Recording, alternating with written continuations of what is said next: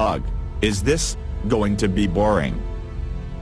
Let's consider for 1 minute that planet X is real and inbound.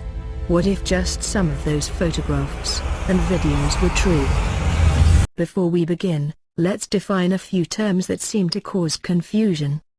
Nemesis is a theoretical dwarf star thought to be a companion to our Sun. A binary twin, as they say. In a survey of the sky, Wide-Field Infrared Survey Explorer, better known as WISE, indicate new brown dwarfs have been revealed.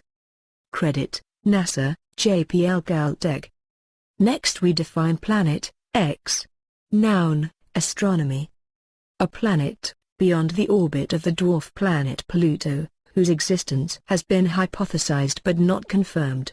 Credit, dictionary.reference.com.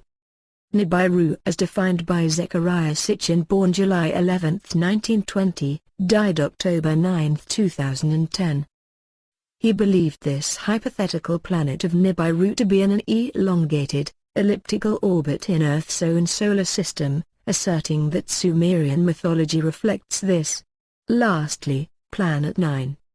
Defined, its existence was inferred on January 22, 2016 by its gravitational effects on other objects in the Kuiper Belt. Planet 9 orbits the Sun at a distance that is 20 times farther out than the orbit of Neptune. Credit, www.space.com. Now that we have that covered, we can continue. So this is how it was explained to me. If we were to have a twin star to our Sun, then its orbit around our Sun would depend on its mass. The star with the most mass would act as an anchor. The star that has less would swing out in an elliptical orbit. So hold on. So you are telling me that if we had a twin Sun, if it were smaller, its orbit around our Sun would be really, really long. Years. Well, right, close enough. This twin star Nemesis might even have its own planets. That is where Nibiru comes in. I believe that Nibiru orbits Nemesis along with other planets like Wormwood and 3 others. That's crazy. If what you just suggested were true, that would mean that we would have an entire solar system passing through our own.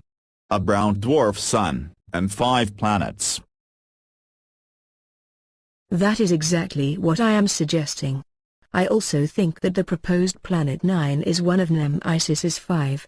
It was noticed because it was at its closest to Neptune, as it was going around its own dwarf Sun. That would put it pretty close in universal terms. Won't all the planets, well, smash into each other? It would be like cosmic pinball.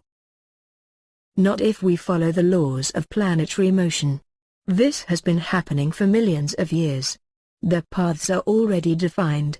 If they had hit anything, it would have happened a very long time ago. So long as everything is in the same place, we shouldn't have any collisions. Oh, wait. I forgot about satellites.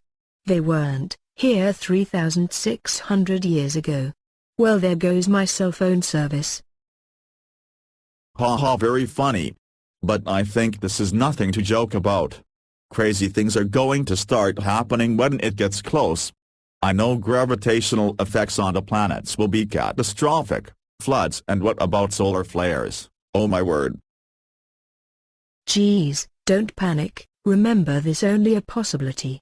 Unless we get more information, all we can do is just keep our feet on the ground and keep reaching for the stars. I borrowed that saying from American Top 40.